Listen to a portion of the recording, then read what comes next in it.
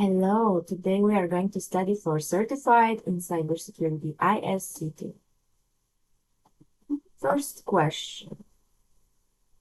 Which of the following is a common security measure to prevent cross-site scripting XSS attacks in web applications?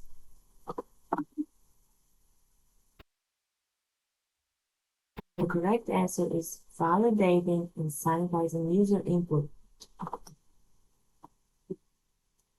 I'm going to check everything in ChatGPT. I'm going to explain why. Simply shortly. Let's go, chat. So, XSS attacks happen when attackers inject malicious script into web applications through input fields. If the application doesn't check, validate, or clean, sanitize that input, the script gets executed in the user's browser. If the application doesn't check, by validating and sanitizing input, you remove dangerous code before it runs, which directly prevents XSS cross-site scripting. Okay, next question.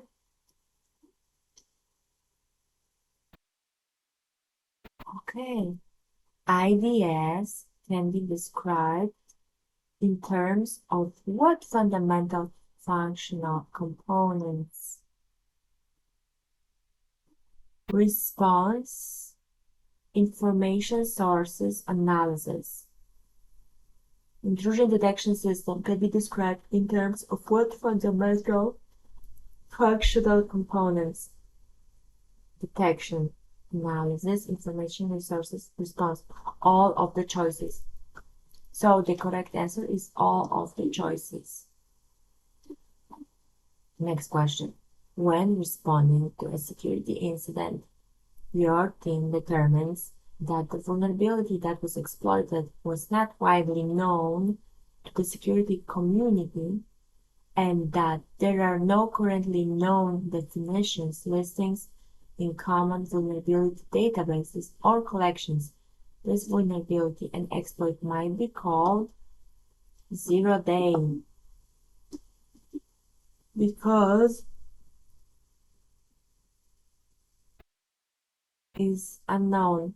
It was unknown before your team determines that the vulnerability that was exploited was not widely known to the security community and that there are no currently known definitions, listings in common vulnerability databases or collections. Next question. What is the main purpose of using digital signatures in communication security?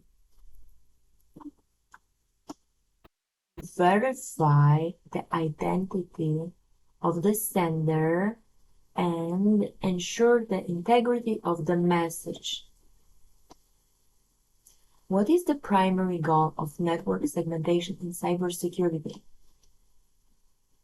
To isolate and protect critical assets. That was easy. The common term used to describe the mechanisms that control the temperature and humidity in a data center, the common term HVAC. Yes, that's the correct answer. Heating, ventilation, and air conditioning. Which aspect of cybersecurity is most impacted by distributed denial of service attacks? Availability, right? Yes. Which of the following security controls is designed to prevent unauthorized access to sensitive information by ensuring that it is only accessible to authorized users? Which of the following security controls? Access control, right? Yes. authorized users' access control. Question number 9. What does internal consistency of information refer to? All instances of data being identical in from content and meaning. In form content. All instances of data being identical in form, content, and meaning. I want some explanation from chat. Here. So the correct answer, all instances of data being identical in form, content, and meaning. Internal consistency means that no matter where or how the data appears in the system, it should look the same and mean the same. For example, if a customer's birthday is stored in multiple places, it must match everywhere. In short, consistency, the same everywhere. Huh? Item 10. A prolonged and targeted cyber attack in which an intruder gains access to a network and remains undetected for extended period of time. That's easy. That's advanced persistent threat, right? Let's explain shortly, simply, basically. Oops, basically. Oh, no, no, no, no, no, no, no. Advanced persistent threat. Let's go. So, a long-term targeted cyber attack where skilled hackers break into a network and stay hidden for a long time. Their goal is usually to steal data, spy, or disrupt systems, not just cause quick damage, called advanced, because attackers use sophisticated tools, persistent, because they keep access over time, and threat, because they are organized and dangerous. Example, a hacker group quietly infiltrates a government network and stays inside for months, stealing sensitive information without being noticed. Example, how you are not good. No.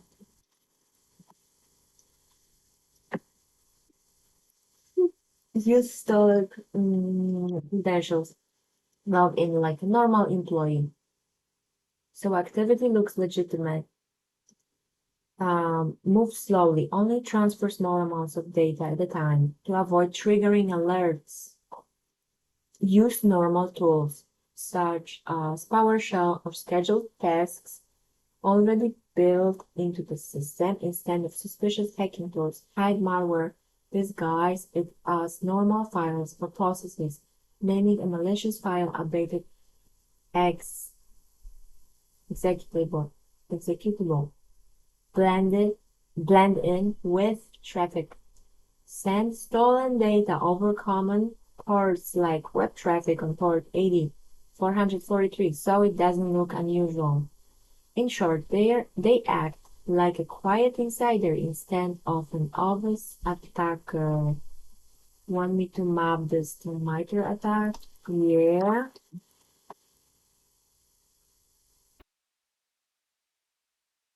And short and simple. Initial access. They sneak in using phishing emails or stolen logins. Okay.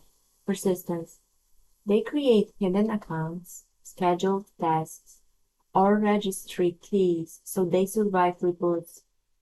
Privilege escalation. They quietly gain admin rights to access more systems. Defense evasion. Rename malware to look normal. Update X. Delete logs or hide processes. Use built-in tools, PowerShell, WMI, instead of noisy hacking tools. Credential access. Steal more usernames, passwords. To move further, without raising alarms. Discovery slowly map the network and find valuable targets. Lateral movement. Move step by step across systems using normal accounts, so it looks like regular employee activity. Collection. Gather files, emails, or database records. Exfiltration. Send stolen data out over normal channels like HTTPS traffic, so it blends with everyday internet use. Command and control. C2. Maintain a secret connection to their server, often disguised as regular web traffic. It stays hidden for months, even years.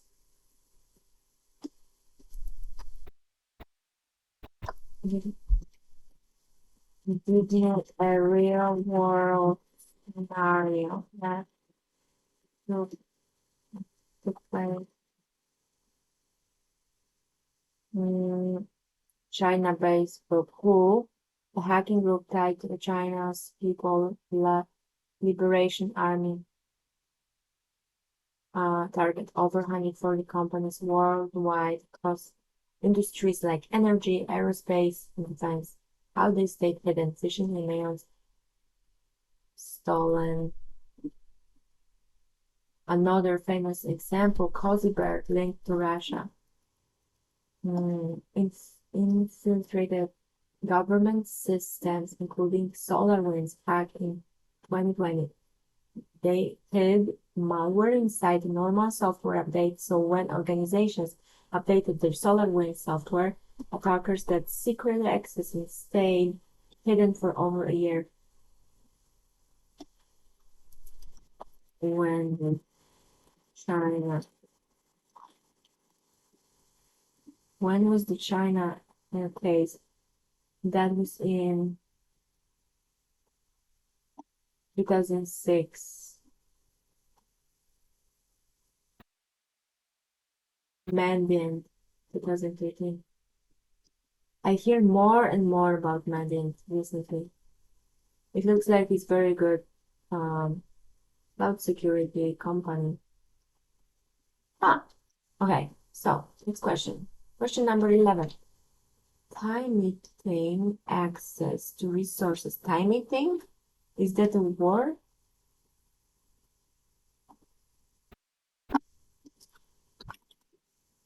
Time-eating. Time-eating. Okay, it must be an error in the question. Never mind. Let's say maybe it means timing access, time-eating access to resources based on the sensitivity of the information that the resource contains and the authorization of the user to access information with that level of sensitivity. Time access. I don't understand the question. Is the authorization that user access information with the level of sensitivity. Resource based. So resource.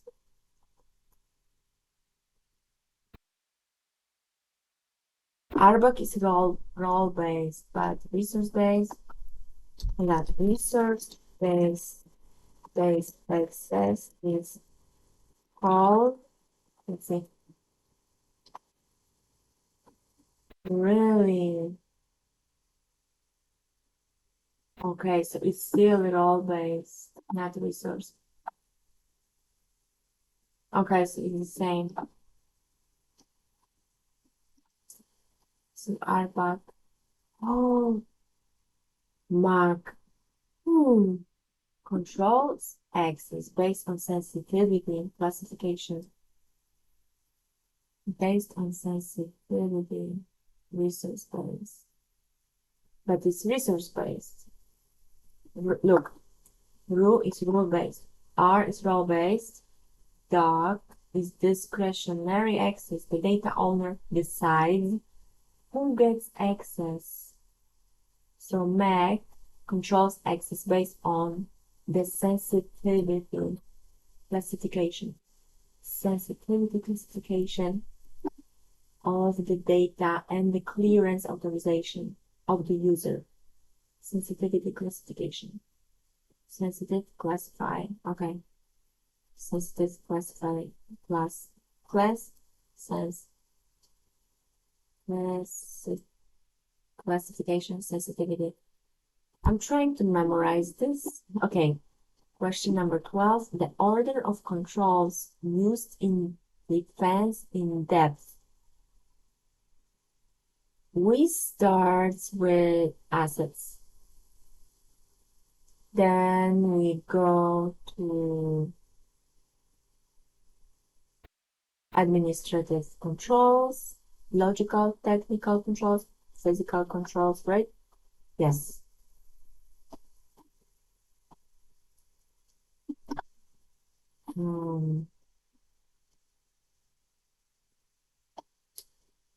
Okay, so it's defense in depth, defense, tech. It's like multi-layer defense, security. Starts with assets, administrative controls, logical, technical controls, and then physical controls. Physical is the last physical. Physical controls. Give me simple explanation and example. Short. So let's go. Assets. Would you protect data systems, networks? Example, customer database. Administrative controls. Policies, procedures. Example, security training, incident response plan. Makes sense. Logical, technical controls. Technology protections. Example, firewalls. Logical. Firewalls, encryption, antivirus, MFA. Multi-factor authentication, physical controls, locked server room, security cameras, key cards,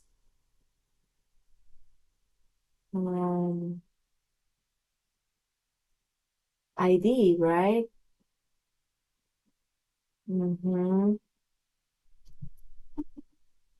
Okay, let's go. Next question. Communication between and systems is encrypted using a key often known as public key, right? Oops, session key. Why it's session key? Why? Let's go. Session key is a temporary encryption communication between and systems.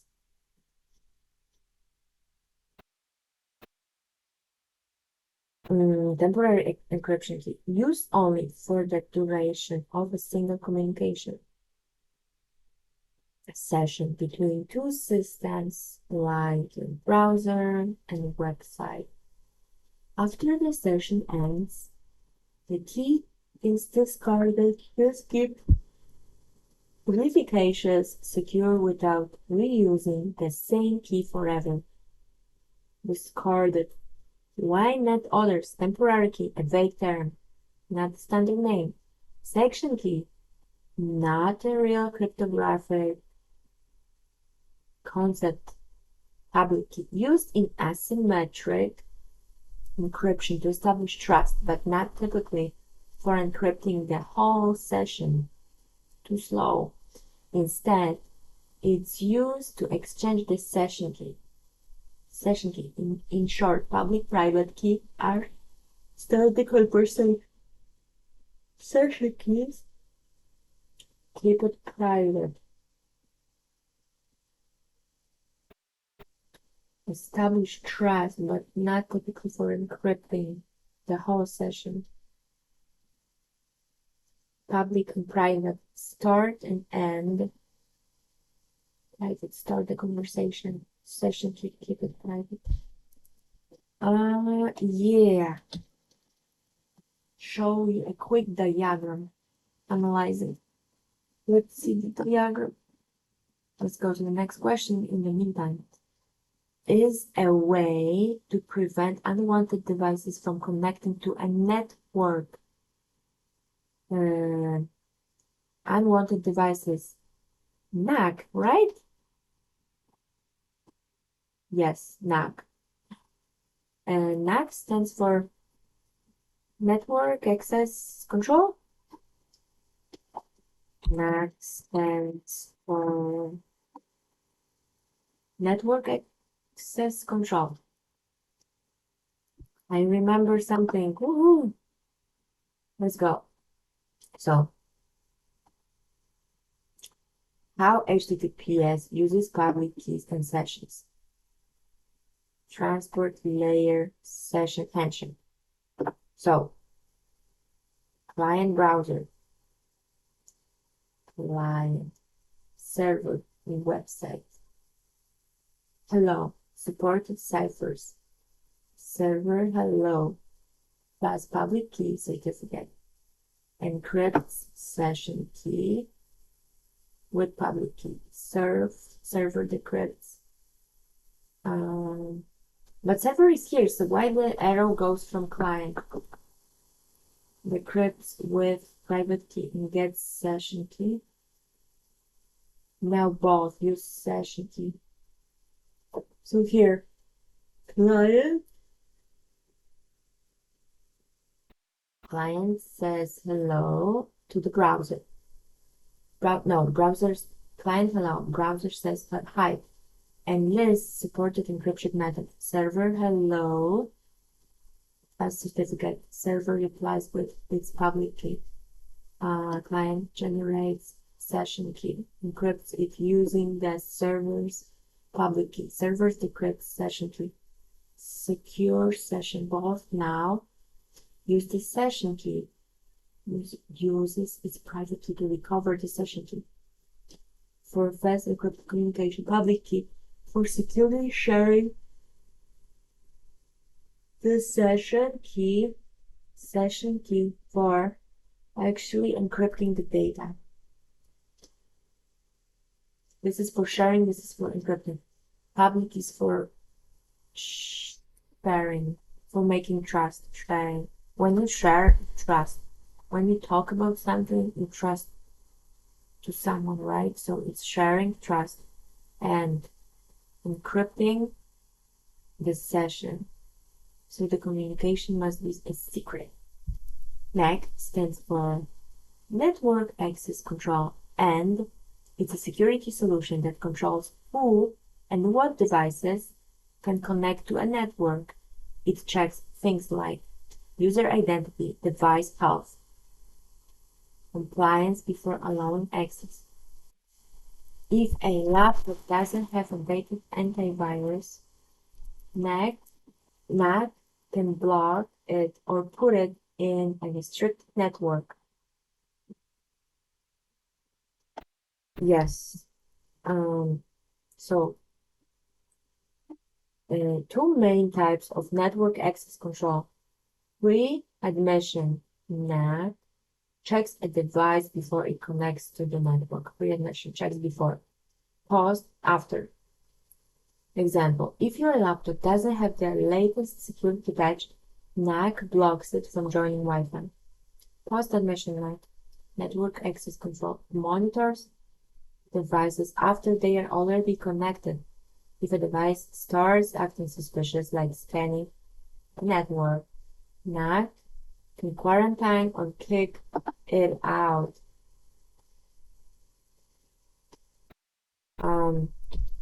Pre-admission checks at the door keeps the. So it is like a sample with question.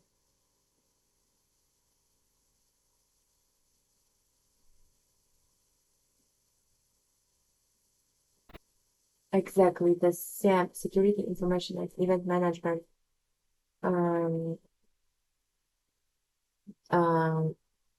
detects suspicious activity, sends alerts, and helps with the incident investigation. And NAC can block, restrict, or quarantine a device in real time. If a guest laptop tries to connect without antivirus, it blocks it. SIEM notices repeated failed logins from a user and alerts the security team. But not alerts to lie. Does it or doesn't? Can also alert. But this is the distinction. NAC alerts usually about access control events like device blocked, quarantined, or put into guest ZLAN. SIEM alerts, security information and event manager, right? Yeah. SIEM alerts much broader about any suspicious behavior across the environment, firewalls, IDS, IPS, servers, apps, cloud logs, knock, door guard. This device doesn't read policy. You cannot get in. SIM control room. I'm watching all cameras. Something strange is happening. Alert. Okay, so SIM doesn't block. Next question. It does not block or stop. It collect, analyze, alert suspicious logs, events. It tells you what's happening. Not. It can enforce, block, quarantine, restrict in real time. Door guard, bouncer. It can actually stop someone at the entrance and kick them out. SIM alerts, resucking. This device is scanning the network. NAC enforces, kick this device out into a quarantine villain right now. Okay, question number 15. Which of these is an example of deterrent control? Guard dog. I would never guess that. I want an explanation. We will do 5 more questions and I will continue tomorrow. It's already 1 a.m. Okay, the correct answer is guard dog. Deterrent controls are meant to discourage attackers from even trying. Example, security, guard dog. That's what they mean. Security cameras, warning signs, guard dog. They don't necessarily block access, but make attackers think twice. Turn still. That's a physical preventative control, actually blocks access. Question number 16. A company experiences a power outage that causes a major disruption in its operations. What type of plan will help the company sustain operations? Business continuity plan, right? Yeah. Example of deterrent controls. CCTV, right? CCTV is also one of deterrent controls, right? No? Yes.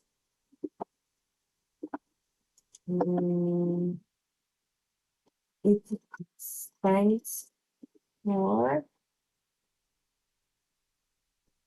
closed circuit television. Because the video feed is not broadcast publicly, closed circuit, but instead goes to a limited set of monitors or recording systems for surveillance. A hacker launched a specific attack to exploit known system vulnerability.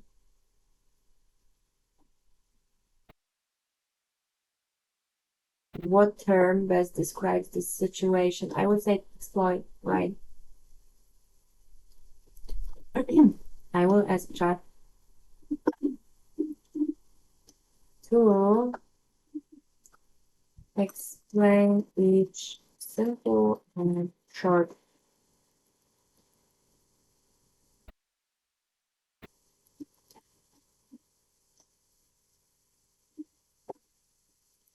So, breach.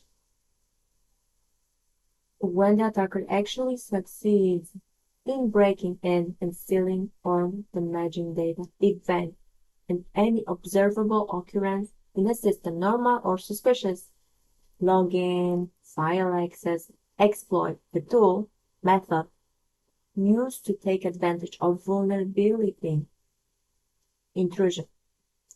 When an attacker gains unauthorized access to a system or network, breach, when attackers succeed. What if he tries but they don't succeed yet? Third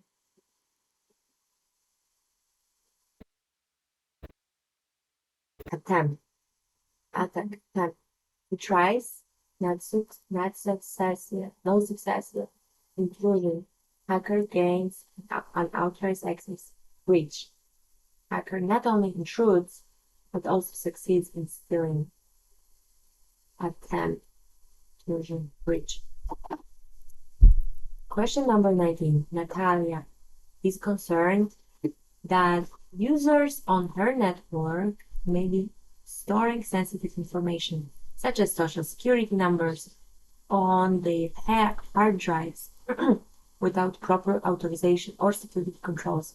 What third-party security service can she implement to best detect this activity? To detect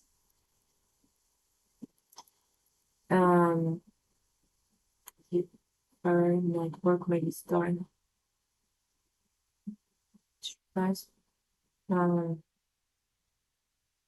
data loss protection?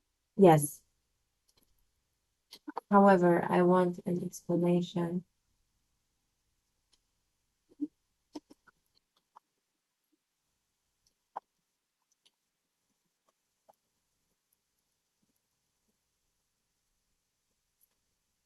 Data loss protection is designed to detect and prevent. Okay, so it also detects sensitive data, social security number, CC number, health info, from being stored, copied, or sent without authorization. Stored, even stored, it monitors data at rest, on drives, in motion, and in use. IDS detects, IPS blocks, prevention, defense. Okay, last question before we finish.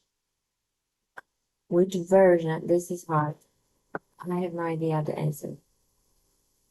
About the answer. Which version of transport layer security is considered to be the most security and recommended for use? 1.1 or 1.3? 1.3, okay. Okay. However, this is the newest version. Is this the newest TLS? I'm curious.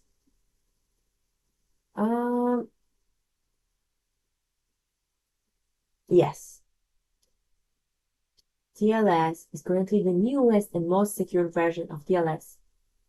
It was published in August 2018. It removes older weak cryptographic features, supports stronger, simpler cipher suites, and speeds up the handshake connection setup. Many browsers, servers, and security standards recommend using TLS 1.3 and have deprecated or are phasing out earlier versions like TLS 1.0 and TLS 1.1. Okay, I'm going to continue tomorrow. I have about 500 more questions to do, so stay tuned. Good night. Good night.